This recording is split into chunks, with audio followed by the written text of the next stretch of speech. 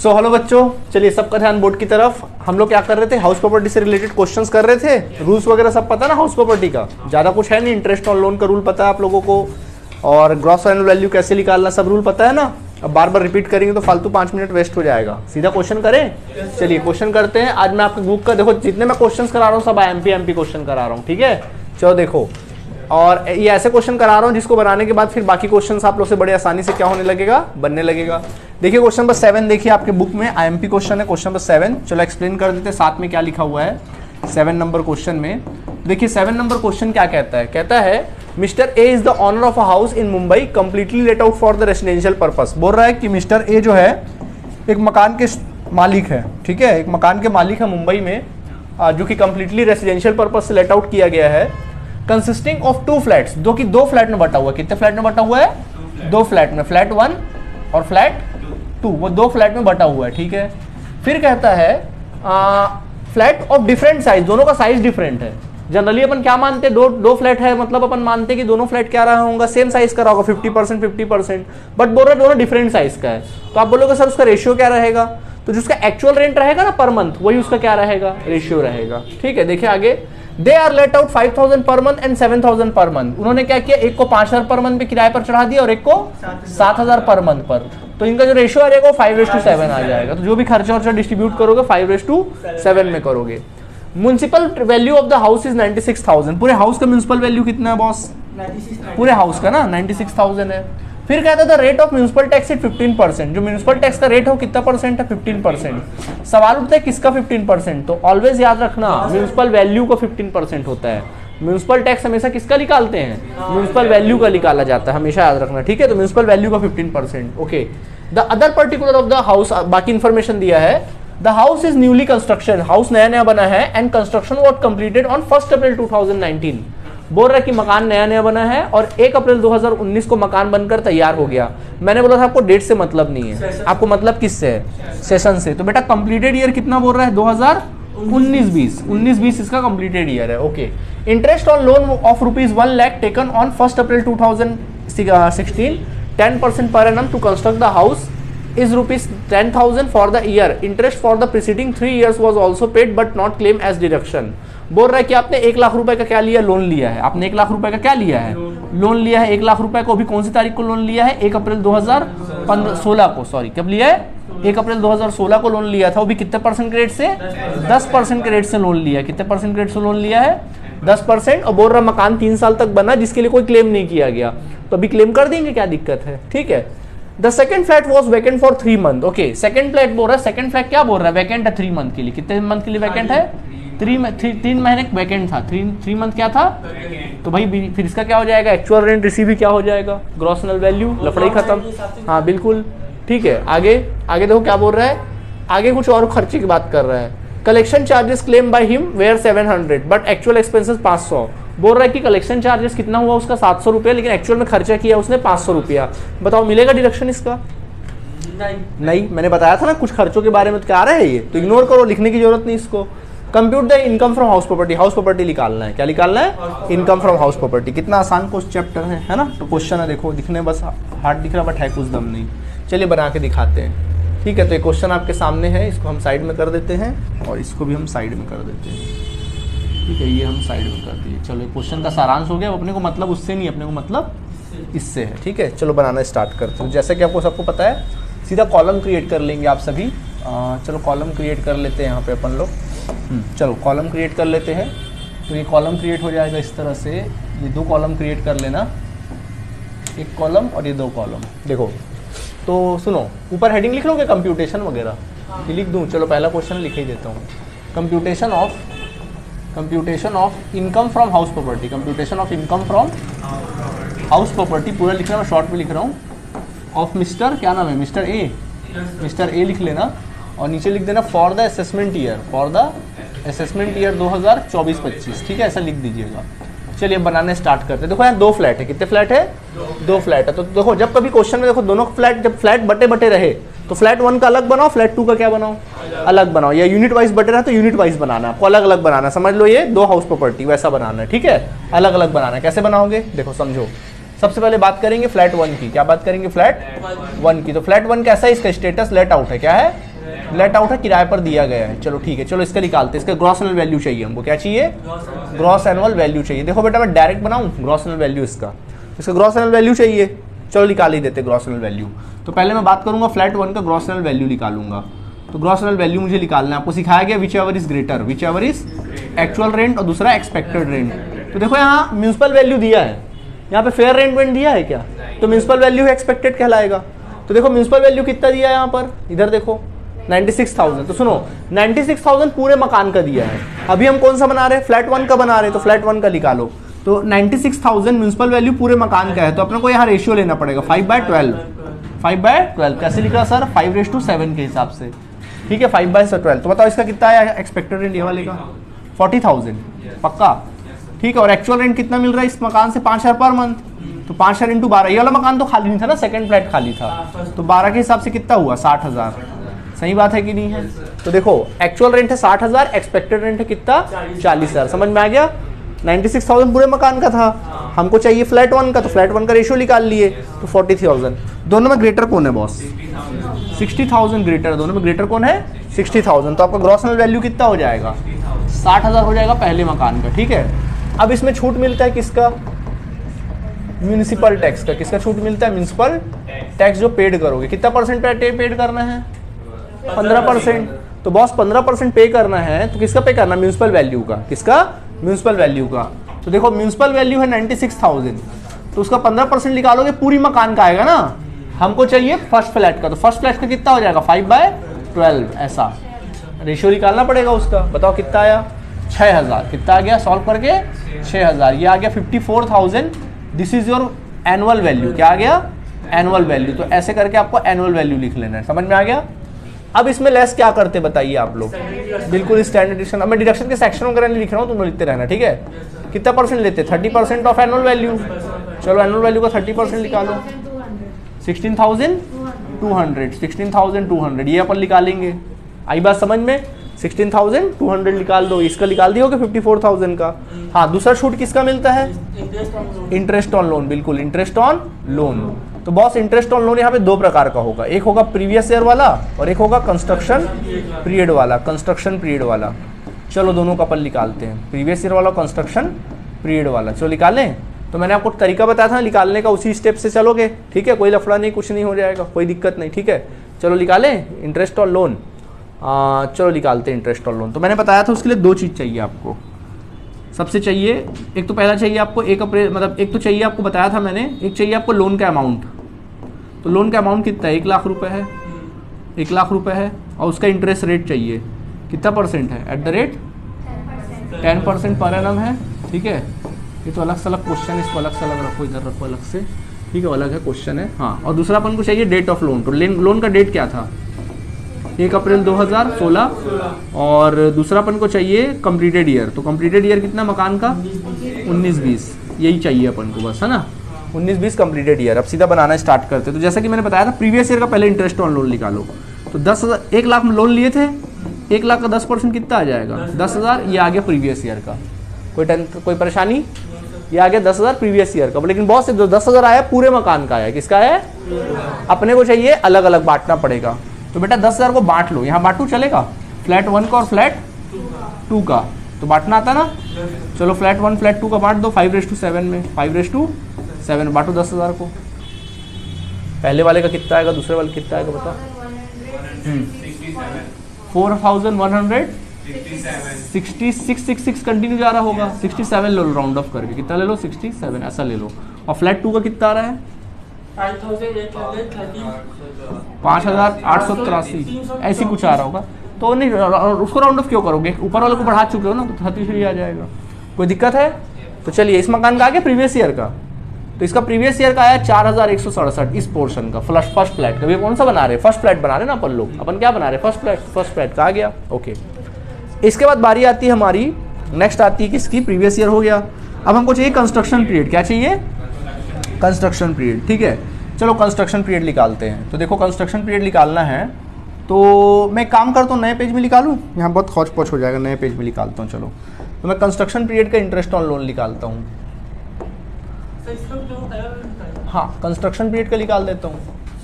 Construction period का निकाल देता हूँ। चलो, तो कंस्ट्रक्शन पीरियड का सिखाया था आप लोगों को। मैं बोला था लोन लिया कब गया, पहले ये बताओ। 1 अप्रैल 2016 को लिए थे, तो 1 अप्रैल 2016 से 31 मार्च 2017 पहला डेट होगा। फिर 1 अप्रैल 2017 से लेकर 31 मार्च 2018, और फिर 1 अप्रैल 2018 से लेकर 31 मार्च 2019। 19-20 लूँ क्या? नहीं सर, क्यों नहीं लूँ? क्योंकि सर मकान कंप्लीट हुआ 19-20 में, तो 19-20 के पहले तक लेना है, उसके बाद 19-20 से नहीं लेना है। समझ में आ गया? तो बस हो गया। तो चलिए आ गया 19-20 तक। चलो बताओ कितना लोन लिए थे? 1 लाख लिए थे। 1 लाख का 10% निकालोगे, अप्रैल से मार्च कितना महीना हो रहा है? पूरा 12 महीना, तो सीधा 10% कितना आ जाएगा? 10,000। फिर इसका भी उतना ही आएगा 1 लाख का। मैं बताया था पहले साल कभी भी लोन लो आप, पहला इंटरेस्ट जो बनेगा 31 मार्च को ही बनना हर साल, ठीक है। 1 लाख का 10% कितना आ जाएगा? 10,000 आ जाएगा। फिर 1 लाख का 10% कितना आ जाएगा? 10,000 आ जाएगा। कुल मिला कितना हुआ? 30,000। कितना हो गया? 30,000। This is your total interest. आ गया? टोटल इंटरेस्ट आया। ये कंस्ट्रक्शन पीरियड का इंटरेस्ट है। कैसे इंटरेस्ट है? इसको मैंने बताया था 30,000 का क्या कर देना? भाग कर देना। बोलो, 5 से भाग कर दो, 6,000 आएगा। कितना है? 6,000। कितना आ गया? 6,000। तो देखो बच्चों 6,000 कैसे कैसे मिलेगा, तो आपको सिखाया गया था। देखो कब से मिलना चालू होगा? 19-20 से मिलना चालू होगा कि नहीं हुआ होगा? आपका कंप्लीटेड ईयर कब है? 19-20 है कि नहीं? तो 19-20 से चालू हो गया होगा मिलना। तो 19-20, तो 19-20 में मिला होगा, फिर 20-21 में मिलेगा, 20-21 में मिलेगा, फिर 21-22 में मिलेगा, फिर 22-23 में मिलेगा, और 23-24 में मिलेगा। कितना? 5 साल हुआ। देखो 3 2 5 हुआ। तो 6,000 देखो कब मिलेगा? 6,000 अभी मिलेगा, 6,000 20-21 में मिलेगा, 6,000 21-22 में मिलेगा, 6,000 22-23 में, 6,000 23-24 में मिलेगा। बताओ आप कौन से ईयर का बना रहे हो? प्रीवियस ईयर क्या है? 23-24। 23-24 देखो आगे रेंज लास्ट इंस्टॉलमेंट है। तो 6,000 जो आया पूरे मकान का आया। हमको चाहिए फर्स्ट वाला फ्लैट को बांटना पड़ेगा, फर्स्ट फ्लैट और सेकंड फ्लैट। चलो बांटो इसको 5:7 में बांट दो। पहला वाला हिस्सा आएगा 2500 और इसका 3500। नहीं आया समझ में? आगे हिस्सा कोई परेशानी? क्या मैंने बोला था ना, मैं कुछ जो रिदम सिखाऊंगा वही रिदम से बनेगा, और हर क्वेश्चन इसी रिदम से बनेगा, कुछ अंतर नहीं है। समझ में आ गया कि नहीं आ गया? कोई दिक्कत? तो देखो बच्चों कंस्ट्रक्शन पीरियड का कितना है फर्स्ट फ्लैट का? 2500। तो इसका हिस्सा आ गया 2500, ले लो, हो गया, सारा आ गया, और कुछ तो बचा नहीं। जोड़िए, दोनों को जोड़ के बाहर निकालिए। 6,667 माइनस के फॉर्म में। तो और कुछ घटाते क्या इसके अलावा? नहीं सर, नहीं घटाते। चलिए 54,000 में 16,200 और 6,667 को घटा दो। घटाओ कितना? एक सेकेंड ना, कितना बोले तुम लोग? 31,133 आया। ठीक है, ये आया इनकम फ्रॉम फर्स्ट फ्लैट। क्या आया? इनकम फ्रॉम पूरी हाउस प्रॉपर्टी से नहीं आया, इनकम फ्रॉम फ्लैट 1। फ्लैट 1 से इनकम आया, फ्लैट, और इसको बाहर निकाल देना। 31,133 को बाहर निकाल देना फर्स्ट फ्लैट से। समझ में आ गया कि नहीं आ गया? ठीक, हाँ फर्स्ट फ्लैट का आया। अब बारी आती है किसकी? सेकंड फ्लैट की बारी आती है, फ्लैट 2 की बारी आती है, और ये भी किराए पर चढ़ाया गया है, ये भी किराए पर। ठीक, लेकिन यार क्वेश्चन में क्या बोला मालूम है? इसके ग्रॉस एनुअल वैल्यू निकालेंगे। मैं शॉर्ट में लिखता हूँ बट आपको पूरा लिखना है। मैं ग्रॉस एनुअल वैल्यू निकाल रहा हूँ। क्वेश्चन में बोला गया है कि मकान कितने महीने खाली था इसका? 3 महीने खाली था सेकंड फ्लैट। तो यार जैसी खाली है tension free, gross annual value निकालने की जरूरत नहीं है, सीधा एक्चुअल रेंट ही ग्रॉस एनुअल वैल्यू होगा। सही बात है, एक्चुअल रेंट निकालेंगे। 3 महीने खाली था ना मकान, कितने महीने खाली था? 3 महीना। तो 9 महीना किराए पे रहा होगा। किराए पाते हो 7,000, तो 7,000 का 9 महीने का कितना हुआ बॉस? समझ में आया नहीं आया? हाँ, एक्चुअल रेंट कितना मिला होगा? 63,000 कितना मिला होगा? ठीक, तो ग्रॉस एनुअल वैल्यू आ गया 63,000। अब इसमें लेस करेंगे क्या? Municipal tax. क्या लेस करेंगे? Municipal tax. हाँ, तो म्यूनिसिपल टैक्स इसके हिस्से का निकालना है। देखो 96,000 पूरे मकान का है, उसका 15% निकालोगे पूरे मकान का म्यूनिसिपल टैक्स आएगा। बट इस इतने हिस्से का कितना आएगा? 7/12। 7/12 कितना? 8400। घटा दीजिए इसको। चलिए घटाइए, घटाइए, घटाइए। 54,600। This is your annual value, short में लिख रहा हूँ, ठीक है। अब इसमें से लेस करेंगे स्टैंडर्ड डिडक्शन। तो बेटा स्टैंडर्ड डिडक्शन 30% ऑफ ले लेना एनुअल वैल्यू। तो एनुअल वैल्यू है ना तुम्हारा इतना, उसका 30%, 16,380। एंड देन फिर इंटरेस्ट ऑन लोन। क्या निकालना है? इंटरेस्ट ऑन लोन निकाल देना है। इंटरेस्ट ऑन लोन, तो एक तो प्रीवियस ईयर वाला चाहिए और एक कंस्ट्रक्शन पीरियड वाला चाहिए। तो बेटा दोनों हम निकाल के बैठे हैं। प्रीवियस ईयर वाला हमने निकाला था 5833, प्रीवियस ईयर निकाला था 5833, एंड कंस्ट्रक्शन पीरियड वाला 3500। ये देखो निकाले थे ना, ये वाला है ना 3500, जोड़ के बाहर निकालिए 9333, 9333 ऐसे ही आया। हाँ चलो अभी एक काम करो, ये दोनों को घटा दो। 61,647। एक मिनट,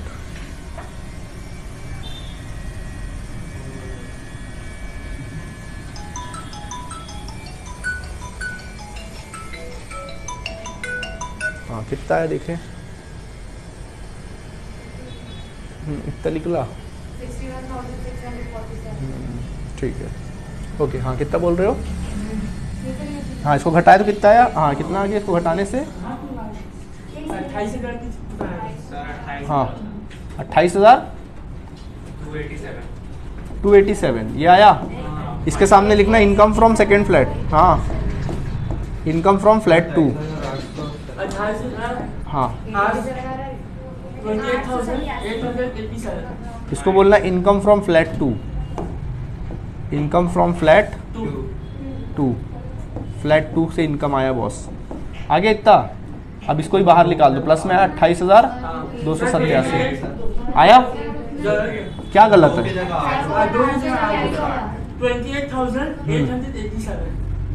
28,887 आया। ठीक है अब इसको बाहर निकालो 28,887 आ गया बाहर फ्लैट 2 से। तो देखो ओवरऑल हाउस प्रॉपर्टी से कितना इनकम हुआ, तो ये प्लस में दोनों को प्लस कर दो, जोड़ दो।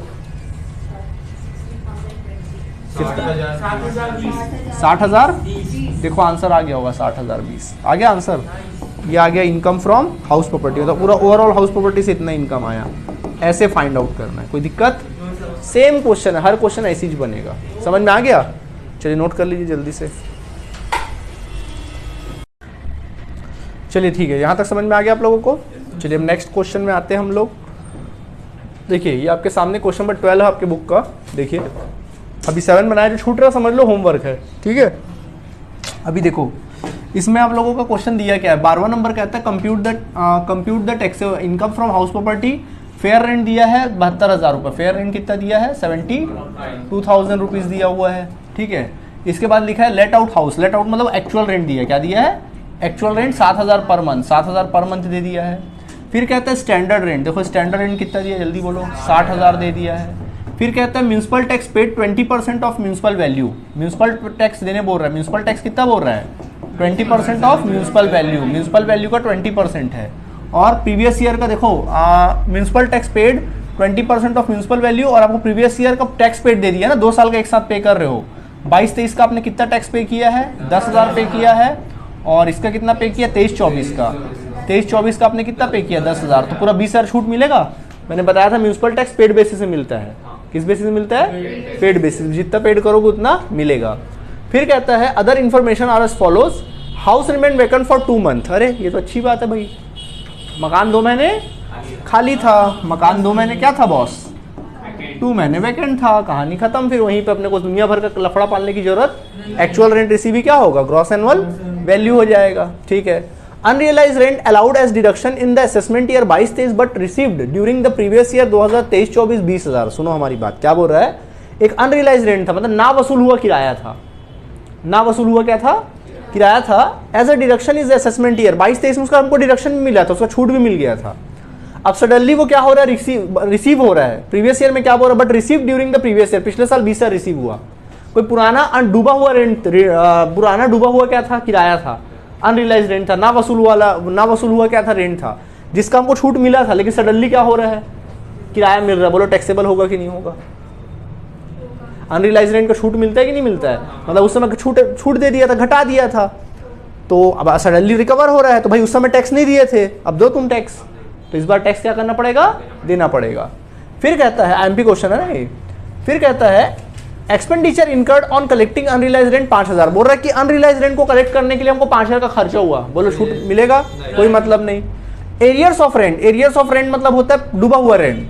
कैसा रेंट? कोई डूबा हुआ रेंट था, receive during the previous year 12,000। कोई डूबा हुआ रेंट था, सडनली रिकवर हो रहा है, टैक्सेबल होगा कि नहीं होगा? होगा सर, बिल्कुल होगा। भाई रेंट डूबा हुआ था, हो सकता छूट मिला होगा, ये मान के चलिए मिला होगा छूट, अब सडनली रिकवर हो रहा है तो टैक्सेबल हो जाएगा। एकदम सिंपल क्वेश्चन है। क्या बोलते हो, बना के दिखाएं? चलिए बना के दिखाते हैं आप लोगों को। मिनट, ओके, बना के दिखाते हैं आप लोगों को। चलिए देखिए, पहले तो इसको अलग कर लो, ठीक है। क्वेश्चन आपके सामने है, कुछ है ही नहीं इसमें तो फिलहाल, और इसको भी साइड कर लेते हैं। चलिए ठीक है, हो गया इधर। चलो देखो, स्टार्ट करें, बनाना स्टार्ट करते हैं। ओके चलिए जल्दी ऊपर कॉलम क्रिएट कर लेना इस तरह से। अब मैं पूरा दुनिया भर का लिखूंगा नहीं, आप लोग खुद लिखते रहना, ठीक है। कंप्यूटेशन वगैरह लिख लोगे। चलो सबसे पहले लिखो ग्रॉस एनुअल वैल्यू। क्या लिखोगे? Gross annual value. यार मकान 2 महीने खाली था बोल रहे हैं ना, तो एक्चुअल रेंट रिसीव ही क्या होगा? तो एक्चुअल रेंट मिला होगा 10 महीने का, निकालो कितना आएगा? 70,000। ये आ गया 70,000। अब उसमें से लेस करेंगे म्यूनिसिपल टैक्स। क्या लेस करेंगे? म्यूनिसिपल टैक्स लेस करेंगे। कितना है म्यूनिसिपल टैक्स? पेड भी है, 2 साल का एक साथ पेड कर रहे हो। एक 22-23 का पे कर रहे हो, और एक 23-24 का पे कर रहे हो। तो 2 साल में बोला था ना पेड बेसिस, 10 साल का भी एक साथ पे करोगे तो भी मिलेगा, है ना। कितना कितना? 10,000 कितना हुआ? 20,000। तो 20,000 पूरा छूट मिल जाएगा। चलो घटाओ, कितना आ गया? 50,000 आ गया। This is your annual value. क्या आ गया? अब इसमें से लेस करेंगे स्टैंडर्ड डिडक्शन। कितना परसेंट? 30% of annual value. चलो एनुअल वैल्यू 50,000 है ना, 50,000 का 30% निकालो, 15,000 माइनस करेंगे, बाहर निकाल दो कितना। अच्छा घटाओ, कितना है? 35,000 आया। ये तुम्हारा आ गया इनकम फ्रॉम हाउस प्रॉपर्टी। क्या आया? Income from house property. Income from house property कितना आ गया? 35,000 आ गया, बाहर निकाल लेना 35,000। समझ में आ गया? अब बारी आती है नंबर 2, किसकी मालूम? हाँ, अब बाकी सबकी। क्या बोला था क्वेश्चन में? एक अनरियलाइज रेंट वसूल हुआ ना, बोलो टैक्सेबल होगा कि नहीं होगा? तो अलग से लिखना अनरियलाइज रेंट रिसीव्ड। क्या लिखना? Unrealise rent received. Unrealise rent received कितना मिला? 20,000। तो 20,000 मिला, लेकिन रूल है 30% स्टैंडर्ड डिडक्शन मिलता है कि नहीं मिलता है? हमेशा देना है तो दे दो, हमेशा देते हो ना स्टैंडर्ड। देखो म्यूनिसिपल टैक्स तो है नहीं इसका, और कुछ तो है नहीं, इंटरेस्ट ऑन लोन, खाली स्टैंडर्ड डिडक्शन दे दो। नहीं समझे? जो हमेशा 30% देते हो देना पड़ेगा ना, दे दो। कितना आएगा बोलो? 6,000। घटा के बाहर निकाल दो, कितना आएगा? घटाओ, 14,000। तो टैक्सेबल हो जाएगा कितना? 14,000। देन फिर क्या? अनरियलाइज रेंट के बाद एक एरियर्स रेंट मिला था आप लोगों को, एरियर्स रेंट, ठीक है। कितना मिला था? 9,000, 12,000। हाँ, इसमें भी एक छूट मिलेगा। क्या क्या छूट मिलेगा? स्टैंडर्ड डिडक्शन मिलेगा। इसमें भी दे दो स्टैंडर्ड डिडक्शन। क्या दे दो? हाँ 30% हमेशा देना है। भाई रेंट मिला ना आप लोगों को, तो उस पर रूल है ना कि स्टैंडर्ड डिडक्शन आपको देते 30%। अगर इसका म्यूनिसिपल टैक्स वगैरह भी बोलता तो दे देते, ठीक है। चलो 12,000 का 3600 घटाकर बाहर निकालो, 8,400। ये भी टैक्सेबल हो जाएगा 8,000। और कुछ बचा? नहीं सर, नहीं बचा। देखो ओवरऑल कितना आंसर आ रहा? हाँ किसमें? क्यों करोगे? जब निकाल के दे दिया तो क्यों करोगे? बोल दिया ना निकाल के, municipal tax paid 20% of municipal value, और प्रीवियस ईयर का और दे दिया टैक्स पेड 10,000। तो निकालने की क्या जरूरत है? म्यूनिसिपल वैल्यू नहीं दिया है, टैक्स दिया है, बच्चों को कंफ्यूज करने के लिए दिया। वो म्यूनिसिपल वैल्यू नहीं 10,000। क्योंकि भाई यार देखो, आप कॉमन सेंस लगा सकते हो कि यार स्टैंडर्ड रेंट 60,000 दिया है, फेयर रेंट 72,000 दिया, कौन से एंगल से म्यूनिसिपल वैल्यू 10,000 होगा? उसी के आसपास का नंबर होना चाहिए ना। टैक्स पेड दिया 10,000 2 साल का, समझ गए? म्यूनिसिपल वैल्यू रहा होगा 50,000। पूछो कैसे रहा होगा 50,000? हाँ कैसे रहा होगा? 10,000 है, 10% कितना बोला? 20% है ना 10,000। तो 20% किसका? 50,000 का 20% निकालो, कितना आएगा? 10,000 नहीं आएगा। तो 50,000 रहा होगा ये म्यूनिसिपल वैल्यू। खैर अगर म्यूनिसिपल वैल्यू में निकाल के दिखाता आप लोगों को, अगर हम लोग कंपेयर करते ग्रॉस वैल्यू निकालते तो, बट यहाँ जरूरत नहीं पड़ा, करके मैंने नहीं निकाला है, आगे पड़ेगा तो देखेंगे। समझ में आया? जोड़िए, देखो आंसर आ गया होगा 57,400। This is your value of income from house property. Income from house property. कोई परेशानी है तो बोलो, नहीं है तो बोलो। No sir, yes sir. चलिए ठीक है, नोट करो। चलो तो देखो, आज मैंने 12 तक का क्वेश्चन कराया, तो 12 के अंदर तक जितने क्वेश्चन है एग्जाम्पल्स, उसको क्या कर लेना? बना लेना, ठीक है। बाकी का क्वेश्चन कल कराऊंगा। ओके चलो बाय।